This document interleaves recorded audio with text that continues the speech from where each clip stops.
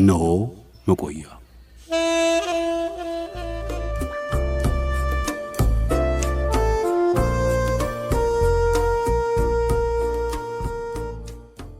ጄምስ ቦንድ ማን ነው?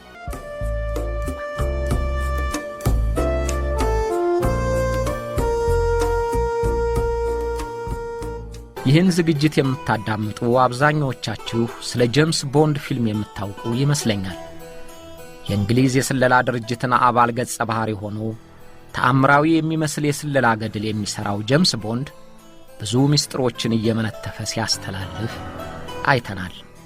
ለተቀጠረበት የእንግሊዝ የስለላ ድርጅት ታማኝ የነበረው ጄምስ ቦንድ አስጊና የማይደፈሩ ናቸው የተባሉትን መረጃዎች አይገቡ ገብቶ አይወጦ ወጥቶ በእጁ ሲያደርጋቸው አይተናል።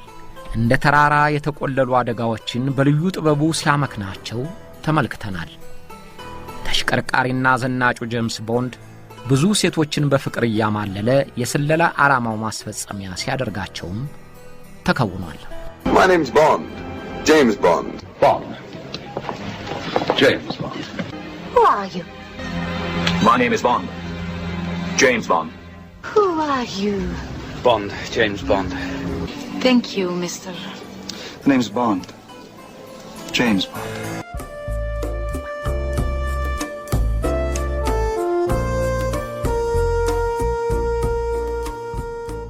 ይህ ሁሉ የፈጠራ ሥራ ነው። ግን ከፈጠራው ገጸ ባህሪ ጄምስ ቦንድ የማይተናነስ ተአምራዊ የተባለ የስለላ ተግባር የፈጸመ ሰው በአንድ ወቅት በሕይወት ነበር። ቦንድ ከሚያሳየው ጀብድና ረቂቅ ችሎታ በላይ የፈጸመ የሰላዮች ቁንጮ የተባለ ሰላይ በርግጥ ነበረ። እንዲያውም ለጄምስ ቦንድ ፊልም የድርሰት መነሻ የሆነው ይኸው ጉደኛ ሰላይ ነበር። ያ ሰው እውነተኛ ስሙ ሲድኒ ራሊ ይባላል። የጄምስ ቦንድን የፈጠራ ሕይወት በገሃድ ኖሮበት በሰላዮች የውጣ ውረድና ድብብቆሽ ሕይወት አልፎ በመጨረሻም ሰላዮች በሚያጋጥማቸው ውስብስብ አደጋ ተጠልፎ ሕይወቱን ያጣ ሲድኒ ራሊ የሚባል ታምረኛ የተባለ ሰላይ ነበር።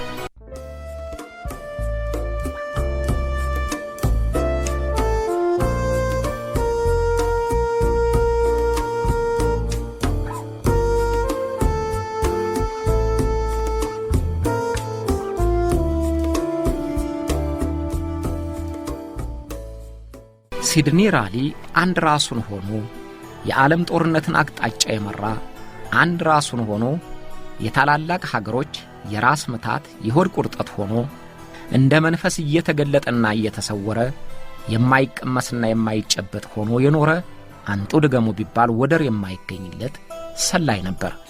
ለዚህም ነው እስካሁን ድረስ ልዩና ታላቅ ሰላይ የተባለ በስለላ መጽሐፍት የሚጠቀሰው። ሲድኒ ራሊ በድንገት ተይዞ ከተገደለ 4 ወራት በኋላ በግንቦት ወር 1915 የታተመው ለንደን ኢቭኒንግ ስታንዳርድ ጋዜጣ ራሊ የፈጸማቸውን ታምር የተባሉ የስለላ ውጤቶች በተከታታይ ዘገበ። ያ ዘገባ ለጋዜጠኛ ኢን ፊልሚንግ የድርሰት መነሻ ሆነውና በሲድኒ ራሊ ሕይወት እና ተግባር ላይ ተመስርቶ የጄምስ ቦንድን ተውኔት ጻፈ።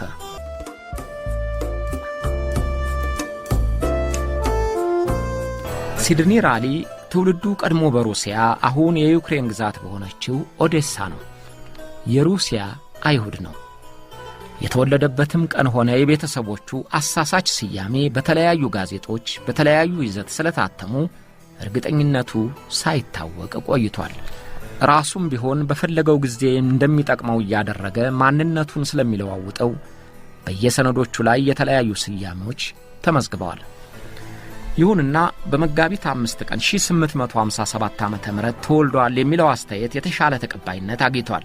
ስሙንም ይህ ነው ብሎ አረጋግጦ ለመናገር አልተቻለም።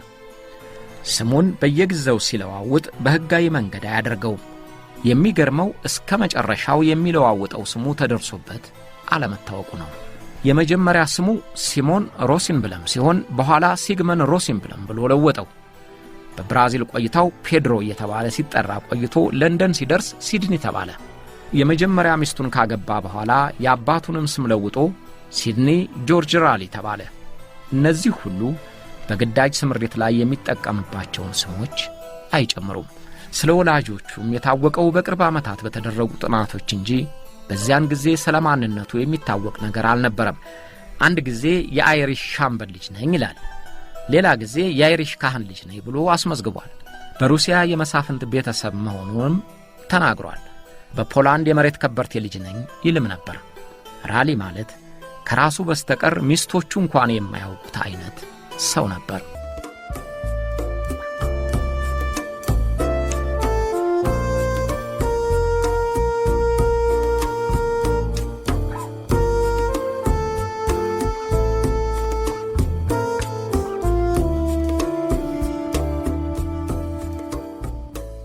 የሲድኒ ራሊ እውነተኛ ታሪክ የታወቀው ከሞተ 85 ዓመታት በኋላ አንድሪው ኩክ መጽሐፍ ካሳተመ በኋላ ነው።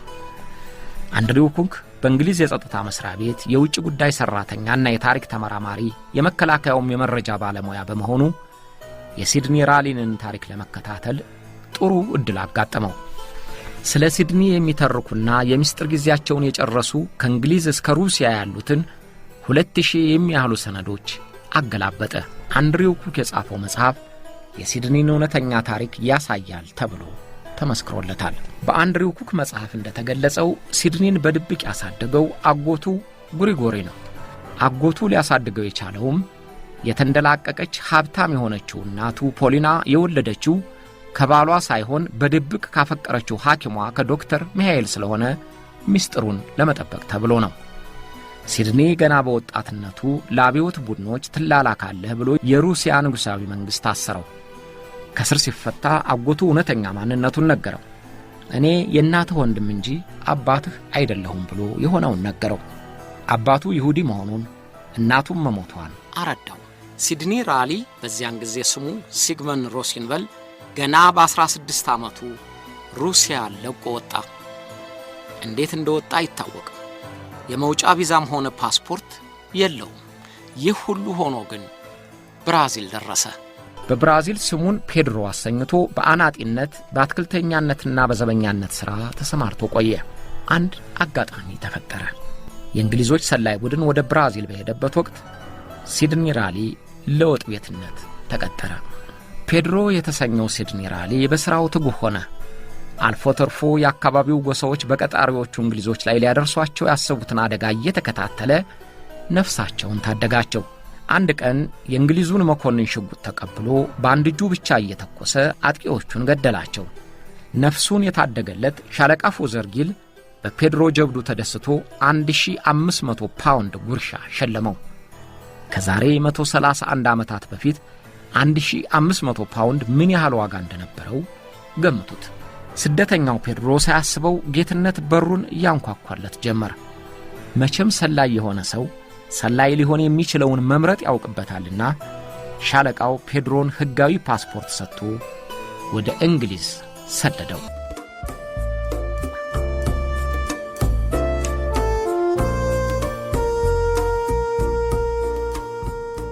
በለንደን ቆይታው በሻለቃው አሳሳቢነት ለእንግሊዙ የስለላ መስሪያ ቤት የኤስአይኤስ ባልደረባ እንዲሆን ተጠየቀ። በጊዜው ባለዝና የነበረው የእንግሊዙ የስለላ አገልግሎት በሲድኒ ራሊ ላይ አይኑን ለመጣል ምክንያት ነበረው። 7 ቋንቋዎችን አቀላጥፎ ይናገራል። በተለይም እንግሊዝ ልትሰልላቸው የምትፈልጋቸውን እንደ ሩሲያና መካከለኛው ምስራቅ ያሉ ሀገሮች ቋንቋ የሀገሬውን ተወላጆች ያህል ይናገራል። ፊቱ ረዘም፣ አፍንጫው ሰልከክ፣ ጸጉሩ ጠቆር፣ የተደላደለ ሰውነት ያለው በመሆኑ ከተለያዩ ሀገሮች ዜጎች ጋር ለመመሳሰል አይከብደውም።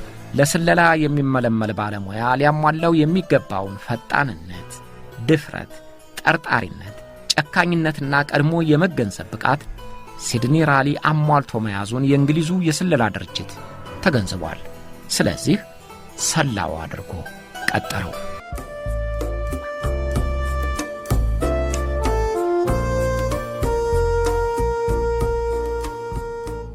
ሲድኒ ራሊ እጅግ ሴት አፍቃሪ ነበር። የእርሱ አፍቃሪ ሴት መሆን ብቻ ሳይሆን ሴቶቹም በቁመናውና በሰላ ምላሱ የሚንሆልሉለት አይነት ሰው ነበር። ቆንጆ ሴቶችን ከመውደዱ ብዛት ለስለላ ሥራው አደገኛ ናቸው ከተባሉ ሴቶች ጋር ጭምር መዋደቅ አይተውም። ያም ቢሆን ግን ራሊ የስለላ ተልእኮውን በጭራሽ አይዘነጋም። ለስለላ ሥራው የሚፈልጋቸውን ሴቶች በእጁ አስገብቶ በፍቅር ያንበረክካቸዋል። ከዚያ በኋላ ተልእኮውን ይወጣል። ተልእኮው ሲፈጸምም ማንነቱን ሳያውቁ የወደዱትን ያህል የት እንደገባ ሳያውቁ ይሰወርባቸዋል። ሲድኒ ራሊ ከ4 በላይ ሴቶች ጋር ሕጋዊ ጋብቻ ፈጽሟል። ከ90 በላይ ሴቶችን በውሽምነት ይዞ እንደነበረ ራሱ መናገሩ በኩክ መጽሐፍ ተጠቅሷል። ይህን ሁሉ ሲያደርግ ከሴቶቹ በሚያገኘው መረጃ የስለላ ተልእኮውን ይፈጽማል እንጂ ሴቶቹ እርሱን ማጥመጃ አድርገውት እንደነበረ አልተመዘገበም። ይህ ድርጊቱም የሰላዎች ቁንጮ ተብሎ እስከ ዛሬ እንዲጠራ አድርጎታል።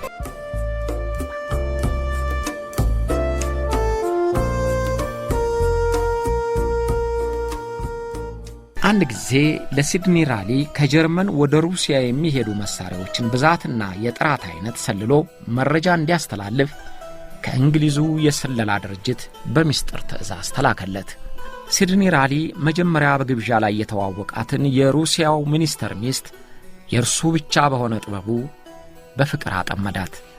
ከዚያ ወዲያ ሁሉም ቀላል ሆነለትና መረጃውን እየመነተፈ ወደ እንግሊዝ ሲልክ ቆይቷል።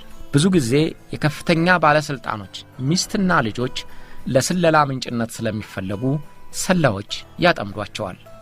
ሲድኒ ራሊም ይህንን ብዙ ጊዜ በተደጋጋሚ ተጠቅሞበታል። ማርጋሪት የተባለችውን ቆንጆ በፍቅር ይዞ ባለጸጋ ባሏን አስገድላ እንድታገባውና የሀብቷ ተጋሪ ለመሆንም ችሏል። ሰላው ሲድኒ በቆንጆ ሴቶች ብዙ ተጠቅሞባቸዋል።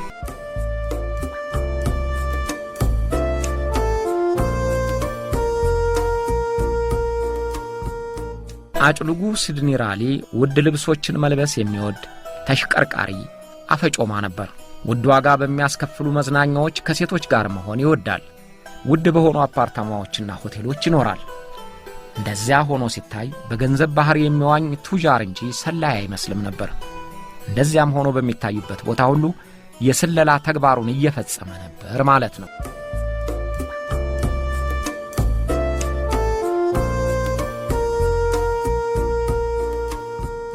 በ1891 ዓመተ ምህረት ሩሲያና ጃፓን ለጦርነት ተፋጠጡ። በእንግሊዝ የጸጥታ አገልግሎት ፍላጎትና ትዕዛዝ ሲድኒ ራሊ ስለ ሩሲያ የመከላከያ ኃይል መጠን ለጃፓን መረጃ እንዲያስተላልፍ ታዘዘ። ሲድኒ ከሚስቱ ጋር ሆኖ በሩሲያ ወደ ተያዘው አርተር ወደብ ይሄዳል።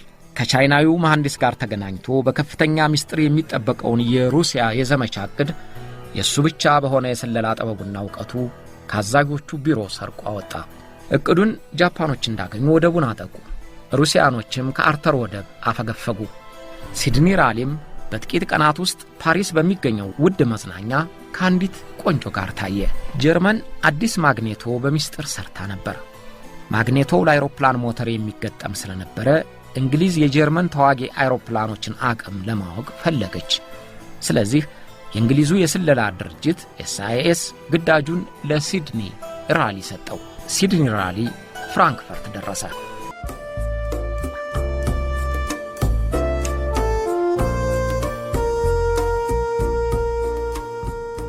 አንድ ቀን የጀርመን አየር ኃይል በፍራንክፈርት አየር ላይ ትርኢት እያሳየ ነበር። ትርኢቱ ከታየ 5 ቀናት በኋላ በበረራ ላይ ባለበት ወቅት አንዱ አይሮፕላን ሚዛኑን አጥቶ ተከሰከሰ። አብራሪውም ሞተ። የአይሮፕላኑ ሞተር ሲመረመር የተገጠመለት ማግኔቶ ሳይሆን ሌላ ሆኖ ተገኘ። ለካ በሲድኒ ራሊ አቀነባባሪነት ሌሎች የእንግሊዝ ሰላዎች ተጨምረውበት የአይሮፕላኑ ትርኢት ሲከናወንና ተመልካቹ በተመሰጠበት ወቅት የቆመውን አንዱን አይሮፕላን ማግኔቶ ሰርቀው ሌላ ተከተውለት ኖሯል። አይሮፕላኑ ሚዛኑን አጥቶ የተከሰከሰውም በዚህ ምክንያት መሆኑን ጀርመኖች ዘግይተው ደረሱበት።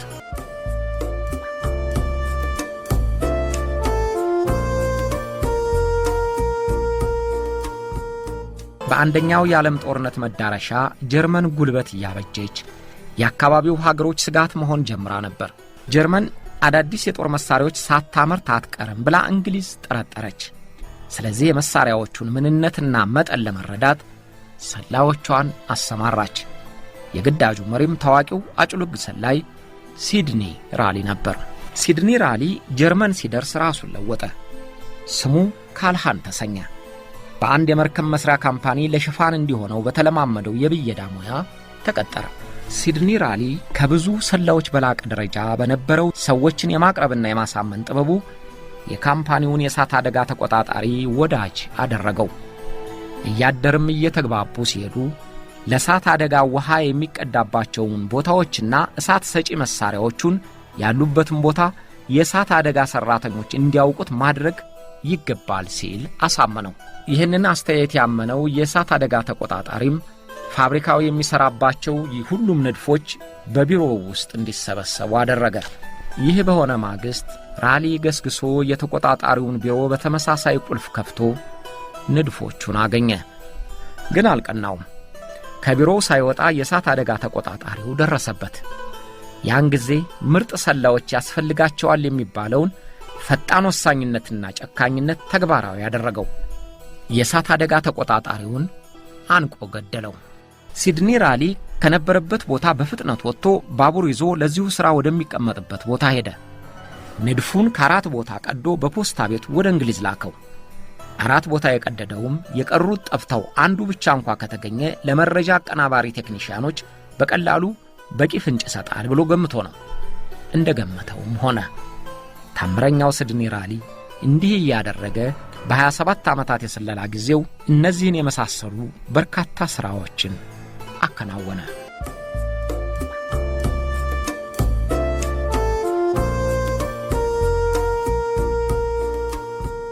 ሲድኒ ራሊ ራሱን የሩሲያ የጦር መሳሪያ ነጋዴ አድርጎ ደች የምትልከውን የጦር መሳሪያ ምንነትና አቅምም ይሰልል ነበር።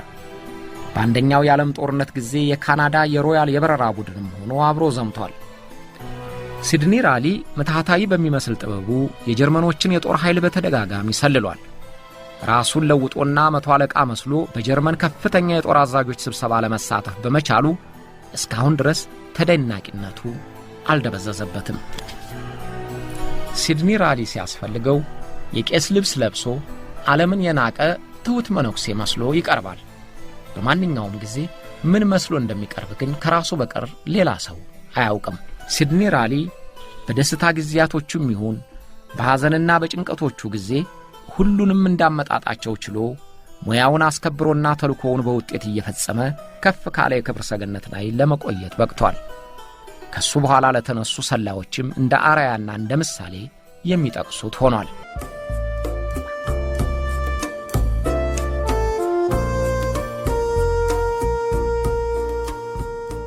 እንዲህ ስለተባለ ግን የሲድኒ ራሊን የስለላ ሙያተኝነት የማይቀበሉ የመረጃ ሰራተኞች የሉም ማለት አይደለም። ሲድኒ ራሊ ተራ ነፍሰ ገዳይ፣ ቅጥረኛ፣ ተልኮውን ተገን እያደረገ ለራሱ ጥቅም የሚስገበገብ ራስ ወዳድ ነው እያሉ የሚያጣጥሉትም አሉ። ለዚህም አስተያየታቸው የቄስ ቶማስን ግድያ ይጠቅሳሉ። ፈረንሳዊው ቄስ ቶማስ ተርፎ የፈሰሰለት ከልክ ያለፈ ባለጸጋ ነበር። በጊዜው እንኳን ተሰጥቶ በሳት ቢነድ ያልቃል የማይባል ሀብት ነበረው እየተባለ ተጋኖ የሚወራለት ሀብታም ነበር። ብዙዎች ገንዘብ የሞላቸው ሀብታሞች የሚሰሩትን እንደሚያሳጣቸው ሁሉ የ64 ዓመቱ ቄስ ቶማስም 40 ዓመት የሚበልጣትን የተፈጠረች የምትባል የ24 ዓመት ውብና ኮረዳ ሚስት አግብቶ ነበር። ሲድኒ ራሊ በፈረንሳይ ሀገር ለስለላ በተላከበት ወቅት በሽፋን በባለቤትነት በሚመራው ካምፓኒ ጉዳይ ቶማስን ተዋወቀው።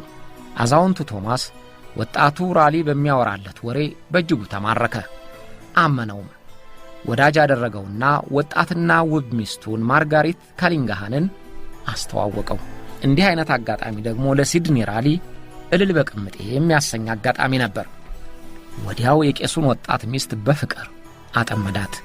በድብቅ ፍቅራቸውን በሚወጡበት ወቅት የከነፈችለትን ማርጋሪትን ባሏ እንዲፈርምላት እንድታግባባው ጎተጎታት።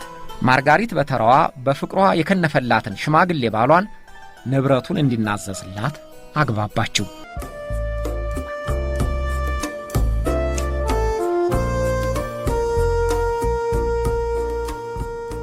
ቄስ ቶማስ በቁም ኑዛዜ ንብረቱን ለሚስቱ ከፈረመላት 9 ቀናት በኋላ በለንደን ባረፈበት ምቹና ትልቅ ሆቴል ባልጋው ላይ ሞቶ ተገኘ። አሟሟቱ ምስጢራዊ ነበር። አስከሬኑን የመረመረው ዶክተር የሞተው በኢንፍሉዌንዛ ስለሆነ ሌላ ሸብረባ አያስፈልግም አለና ዘጋ። መቼም ባለገንዘቦች ጡርን ካልፈሩ ቁራ ነጭ ነው ብሎ የሚመሰክርላቸው ማግኘት አይከብዳቸውም። የቄስ ቶማስንም አሟሟት ዶክተሩ ኢንፍሉዌንዛ ገደለው አለ። ግን አልታመነም። ማርጋሬትም አስከሬኑ ቶሎ እንዲቀበር ንዝንዝ አበዛች። የቄስ ቶማስን አሟሟት እመረምራለሁ የሚለው የፈረንሳይ ፖሊስም ማርጋሬትንና የቤት ሠራተኛዋን ሆን ብሎ ሳይመረምራቸው ቀረ። የቤት ሠራተኛዋ ደግሞ ከዚያ በፊትም ቀጣሪዋን በመርዝ በመግደል ሙከራ ወንጀል ተጠርጥራ የታሰረች ነበረች። ባለጸጋዋ ማርጋሬት እንደ ሐኪሙ ሁሉ ፖሊሱንም ዝም አሰኘችውና ሁሉም ነገር ሾላ በድፍን ሆኖ ተዳፈነ። ከአንድ ወር ተኩል በኋላ በቁም ኑዛዜ ንብረቱን የሰጣት ማርጋሬት የ800,000 ፓውንድ ባለቤት ሆነችና በገንዘብ ባህር ሰጠመች። አስደናቂው ነገር ይህ ሳይሆን ከ4 ወራት በኋላ ሰላው ሲድኒ ራሊ መጋረጃውን ገልጦ ብቅ አለና የማርጋሬት ባል እኔ ነኝ ማለቱ ነበር። በሕግ ተጋቡ። ባለጭንብሉ ራሊም በሀብት ወንዝ ዋኘ። የቄስ ቶማስን ሀብት ከማርጋሬት ይልቅ ሲድኒ ራሊ ተጠቀመበት። የሚፈልገውን ካደረገ በኋላ ማርጋሬትን ፈታሁሽ ብሏት ተሰወረ። ሲድኒ ራሊን የሚቃወሙት የመረጃ ሰዎች እንደዚህ አይነት ተግባሩን እየጠቀሱ ድርጊቱ እንኳንስ ሊያስከብረው ከራስ ወዳዶችና ከጨካኞች ተራ ያሰልፈዋል እያሉ ይከራከራሉ። እነርሱ እንዲህ ቢሉም ሲድኒ ራሊ በብዙና በተለያዩ ቦታዎች የሠራቸው ድርጊቶቹ ዝናውን አላደበዘዙበትም።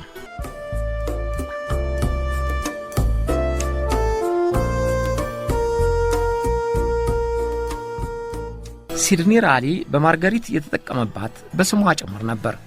የእንግሊዝ የስለላ ድርጅት ረድቶት ስሙን በሚስቱ የቀድሞ ባለቤት ስም ከሲግመንድ ሮሲምበል ወደ ሲድኒ ጆርጅ ራሊ ለወጠው።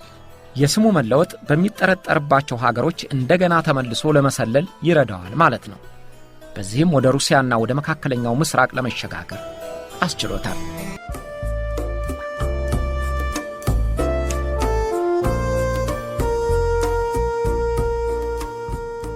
በስዊድን፣ በፈረንሳይ፣ በቻይና፣ በአሜሪካ፣ በግብፅና በአካባቢው የአረብኛ ተናጋሪ ሀገሮች በሚስጥርና ራሱን እየለወጠ እንደ ጥላ ሽው እያለ የሚዘዋወረውን ሲድኒ ራሊ ማንም ሊደርስበትና ሊከታተለው የማይችል ሰላይ ሆነ። ማንም የት እንዳለ አያውቅም። ራሱ የእንግሊዝ የስለላ ድርጅት ጭምር ተልእኮውን ሲፈጽም እንጂ እንዴትና በየት አድርጎ እንደፈጸማቸው አንዳንድ ጊዜ አያውቅም ነበር። በዚህም ድርጊቱ ምናልባት ለሌሎችም ሀገሮች ጣምራ ሰላይ ሆኖ ይሠራ ይሆናል የሚል አስተያየት አድሮበት ነበር። በእርግጥ አንዳንድ ማስረጃዎችም ተቀጣሪነቱ ለእንግሊዝ የስለላ ድርጅት ቢሆንም ለሩሲያና ለጀርመንም ይሰልላል የሚሉ አስተያየቶች ሰፍረውባቸዋል።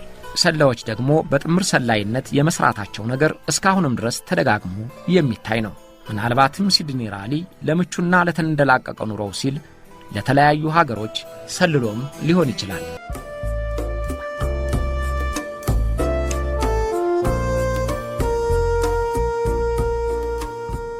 የሰላዮች ቁንጮ የተባለው ሲድኒ ራሊ ግዳጅ ተሰጥቶት ወደ ሩሲያ ተላከ። ሩሲያ በዚያ ወቅት በአብዮት እሳት የምትለበለብበት ጊዜ ነበር። የሩሲያ ሕዝብ ኮሙኒስት ነን በሚሉት በነ ቪላዲሚር ኢሊች ሌኒን እየተመራ የንጉሡን አገዛዝ ገርስሶ ሁከትና ብጥብጥ የነገሰበት ጊዜ ነበር። የንጉሡን መንግሥት ብቻ ሳይሆን ሩሲያ እስከዚያን ጊዜ ድረስ የደረሰችበትን የስልጣኔ ውጤትም አደበላልቀውታል። ሩሲያኖች በአብዮተኛና በአናርኪስት ምሽግ ጎራ ለይተው ይጠዛጠዙ ይዘዋል። ደም ይወዳል የሚሉት የመደብ ትግል አብዮት ሳንጃው ሰው በላ ማለት ጀምሯል። ሲድኒ ራሊ ሀገሩም ሀገሩ ሕዝቡም ሕዝቡ ነበርና ተልእኮውን ለመወጣት የቱርክ ነጋዴ ተመስሎ በሩሲያ አብዮት የተከፉትንና ከቦልሼቪክ ፓርቲም በነ ሌኒን እርምጃ ያልተደሰቱትን ካድሬዎች የሐሳቡ ተካፋይ አድርጎ አግባባቸው። እንደ ጀነራል ሻቫንኮቭ ያሉ የመከላከያ አዛዦችን በሴራው አሳተፋቸው። ከኩዴታው በኋላም የመንግሥት ኃላፊነትን የሚወስዱትን ሰዎች ዝርዝር አዘጋጀ። ይህን ሁሉ የሚያቀናብረው እዚያው ሞስኮ ውስጥ ሆኖ በቦልሼቪክ ካድሬዎችና በቼካ ፖሊሶች አፍንጫ ስር ሆኖ ነበር። ኩዴታው በመስከረም ወር የመጀመሪያ ሳምንት በ1911 ዓ.ም እንዲሆን ተወሰነ። ተግባራውም ቦልሼቪኮቹን ሌኒን ጨምሮ የፓርቲው ከፍተኛ ኃላፊዎች ስብሰባ በሚያካሂዱበት ወቅት እንዳሉ ማፈን ነበር። ሁሉም ነገር በቅዱ መሰረት ተቀናጀ። ኩዴታ ለመፈጸም አንድ ቀን ሲቀረው አንድ ያልታሰበ ክስተት ተፈጠረ። በዋዜማው በነሐሴዋ የመጨረሻ ቀን አንድ እጩ መኮንን የደህንነትና የማረሚያ ቤቱን ኃላፊ ተኩሶ ገደለው። በዚያው ዕለት ቭላዲሚር ኢሊች ሌኒን ሞስኮ የሚገኝ ፋብሪካ ጎብኝቶ ሲወጣ በጥይት ተመቶ ቆሰለ። ያቆሰለው ቦልሼቪኮችን የሚቃወመው የሶቪየት ሪቮሉሽናሪ ፓርቲ አባል የነበረ ወጣት ነው። እነዚህ እርምጃዎች ራሊ ካቀነባበረው ዕቅዱ ውጭ ነበሩ። አደጋው ለቦልሼቪኮች ከፍተኛ አደጋ ውስጥ እንዳሉ ማስጠንቀቂያ ሆናቸውና ቺካ የተሰኘው የጸጥታ ኃይል የጠረጋ ግድያውን እንዲጀምር ቀሰቀሰው። ብዙ ጊዜ ሊቆጣጠሩ የማይችሏቸውን ነገሮች በለሆሳስ ማሳልፎ መፍትሄ መፈለግ ወደፊት ለሚገኘው ውጤት ይጠቅማል ይባላል። የሶሻሊስት ፓርቲ አባላቱ ይህንን ሳያስቡ በተናጠል የወሰዱት እርምጃ በሩሲያ ላይ መዓት እንዲወርድባት ጋበዙ። ቺካ የተሰኘው የአብዮቱ የጸጥታ ኃይል ሌሎች የፖለቲካ ፓርቲ አባላትን በግድያ ጠረጋቸው። በፓርቲ አባልነት ቀርቶ ከአባላቱ ጋር ታይቷል የተባለውን ሰው ሁሉ ጨፈጨፈው። ቀይ ሽብር ታወጀ። ከላይ እስከ ታች የግድያ ሰይፍ ተመዞ የቦልሼቪክ ፓርቲ አባላት ጭምር የቺካ ግድያ ሰለባ ሆኑ። የጦር አዛዦችም ተረሸኑ። አብዮት ልጇን በላች።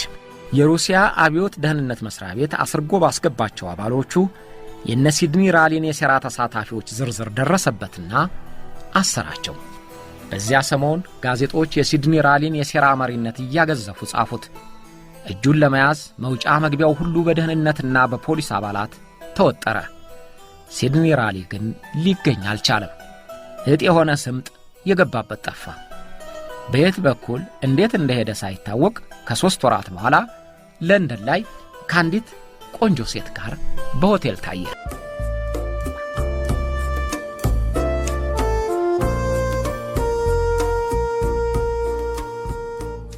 የእንግሊዝ የስለላ ድርጅት ኤስአይኤስ በሩሲያ የሚሆነው ነገር በጥፍሩ አቁሞት ነበርና መረጃ ማጠናከር ነበረበት። ለሩሲያ ተልእኮ ደግሞ ከሲድኒ ራሊ የተሻለ ሰው የለውም። ስለዚህ ሲድኒ ራሊን ወደ ሩሲያ እንደገና ተመልሶ የመሄድ ግዳጅ ሰጠው። የሲድኒ ወደ ሩሲያ የመሄድ ጉዞ ትረስት በተባለ የስለላ ድርጅት ሽፋን እየታገዘ እንዲሆን ተወስኗል። ትረስት ምዕራባውያን የሶቪየት ኅብረትን ለመሰለል የመሰረቱት የስለላ ድርጅት ሆኖ ከጸረ ኮሙኒስት ኃይሎች ጋር ይንቀሳቀሳል። እንቅስቃሴው በሩሲያው የደህንነት መስሪያ ቤት ባሉ በህቡ የሚረዱ አባሎችን ጭምር ሽፋን እንዲሰጡ ተመልምለዋል ብሎ የእንግሊዙ የስለላ ድርጅት ያምናል። ግን የእንግሊዙ የስለላ ድርጅት እንዳመነው አልነበረም። የእንግሊዙ የስለላ ድርጅት ኤስአይኤስ በሶቪየቱ ኬቪዲ የደህንነት መስሪያ ቤት ተበልጧል።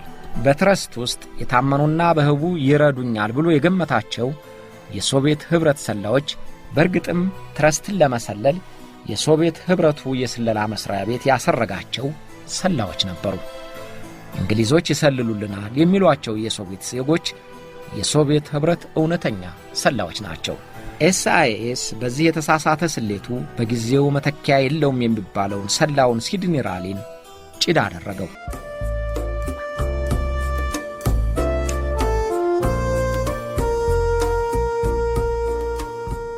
ሲድኒ ራሊ በሩሲያ ድንበር በኩል ወደ ግዳጁ ተሰማራ። ወደ ሩሲያ ድንበር ሲጠጋ እነዚያ በሽፋን ለእንግሊዝ ይሰልላሉ የተባሉት የትረስት ሰላዮች ወደ ሶቪየት ድንበር ሊያሻግሩት እንደሚችሉ ነገሩት። ነገሮችን በሩቅ የማሽተት ችሎታ ያለው ራሊ ግን ተጠራጠረ። ሁሉም ነገር ደስ አልለው አለ። ለእርሱ ሊረዳቸው የቻሉት አንዳንድ እንቅስቃሴዎች ሽፋን ሰጪ ናቸው የተባሉትን ለመቀበል አስቸገረው። ሰውነቱን ቀፈፈው።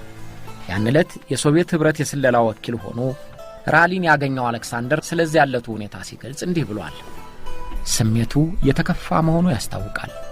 ጥቋቁር አይኖቹ ተናዳፊና ክፉ መሆኑን ያመለክታሉ። ሐር የመሰለውን ጸጉሩንና ሽክ ያለውን ቁመናውን ሲያዩት ከአካባቢው የተለየ መሆኑን በቀላሉ መረዳት ይቻላል። ያም ሆኖ ጥርጣሬ በፊቱ ላይ ይነበባል ሲል ዘግቧል። ሲድኒ ራሊ እንደቀፈፈው የሩሲያን ድንበር ለማለፍ ተነሳ። በሽፋን ስም የሚቀበሉትን ቢጠረጥርም ግዳጁን ለማቋረጥ አልፈለገም። ያለው አማራጭ አብረውት ካሉት ሰላዮች ጋር ድንበሩን ማቋረጥ ብቻ ነው ብሎ ወሰነ። ግን የጠረጠረው አልቀረም። ድንበሩን እንዳለፈ በሶቪየት ኅብረት ሰላዮች እጅ ተያዘ። ሲድኒ ራሊ እጁ ተያዘ። 27 ዓመታት ሙሉ ማንም ሳይደርስበት ታምር የሚነገርለት ሲድኒ ራሊ በቁጥጥር ስር ዋለ።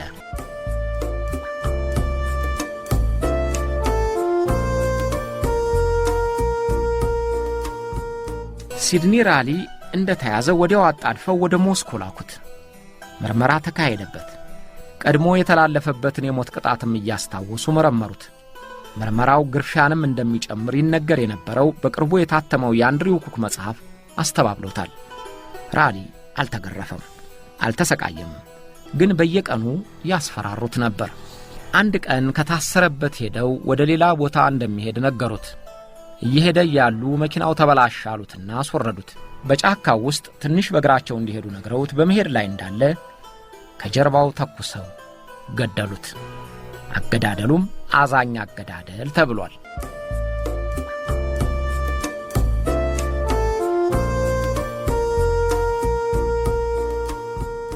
ጨካኝ የሚባለው የሶቪየት ኅብረቱ የደህንነት መስሪያ ቤት ከባህሪውና ከልማዱ ወጥቶ ራሊን ያለ ስቃይ እንዲሞት ለማድረግ የተጨነቀውና ያዘነለት ለምን እንደሆነ እስካሁን አልታወቀም። በእርግጥ በምርመራው ወቅት ጣምራ ሰላይ ሆኖ ከነርሱ ጋር እንዲሰራ ከደህንነት ኃላፊው ጋር ተስማምተው እንደነበረ ታውቋል። የደህንነት ኃላፊው ራሊን የመሰለ ታላቅ ሰላይ ማግኘቱ ለብዙ ሥራዎች ይጠቅመኛል ብሎ አምኖበታል። ነገር ግን አለቃው ጆሴፍ ስታሊን ከዚህ የተለየ ሐሳብ ነበረው። ስታሊን የሚፈልገው ራሊ እንዲገደል ብቻ ነበር። እንዲገደልም በቀጥታ ትዕዛዙ የተሰጠው ከራሱ ከስታሊን መሆኑ ይፋ ከሆኑት ሰነዶች ተረጋግጧል። እንዲህ ሆኖ ስለ ራሱና ስላከናወናቸው ተግባሮች ግልጽ ሳያደርግ በ52 ዓመቱ ግድም በህዳር ወር 1918 ዓ.ም ለመጨረሻ ጊዜ አንቀላፋ።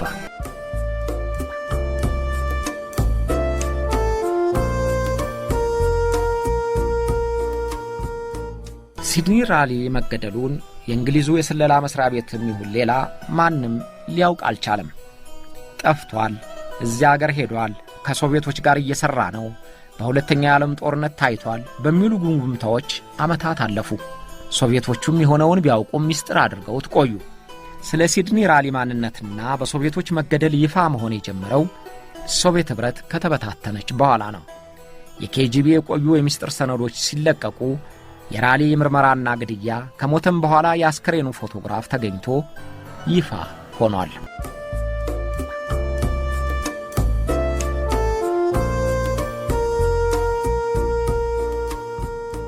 ሲድኒ ራሊ ከሞተ 90 ዓመታት በኋላም ስሙ አልጠፋም።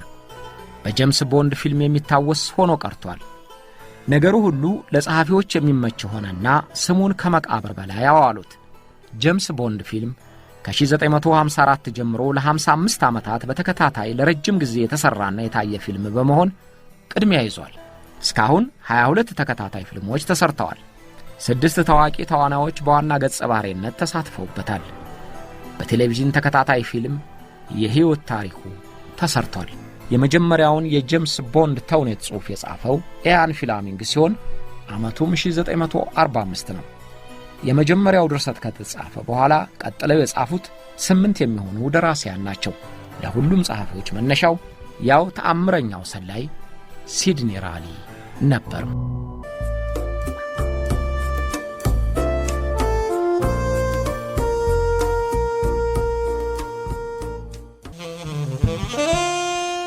አብራችሁን ስለቆያችሁ እናመሰግናለን።